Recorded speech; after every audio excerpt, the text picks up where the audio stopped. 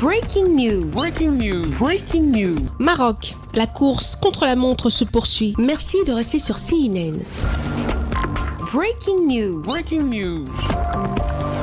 Les secours restent mobilisés au Maroc pour tenter de trouver d'éventuels survivants, même si les espoirs s'amenuisent après le séisme qui a fait près de 2900 morts et au moins 5530 blessés. Plus de la moitié des morts ont été recensés dans la région de Ouargane. Des familles entières décimées et des villages entiers coupés du monde, où l'aide arrive par hélicoptère. Les autorités marocaines ont sollicité l'aide de plusieurs pays étrangers, entre autres l'Espagne, la Grande-Bretagne, les Émirats arabes unis et le Qatar. Et il y a 100 000 enfants qui sont affectés par cette catastrophe et dans certaines régions, on craint de mourir de faim et de froid sans un abri. Le roi du Maroc, Sa Majesté Mohamed VI, est allé au chevet des blessés du séisme et a donné son sang. Les autorités marocaines sont critiquées pour avoir restreint l'aide étrangère. Le gouvernement affirme avoir évité le goulot d'étranglement des dizaines de pays et d'organisations humanitaires venant pour les aider. Environ 80% des maisons de la Médina historique ont été démolies. Elle était trop fragile pour résister au tremblement de terre. La Médina de Marrakech a été inscrite sur la liste du patrimoine mondial de l'UNESCO en 1985. Ville ancienne de près de 600 hectares,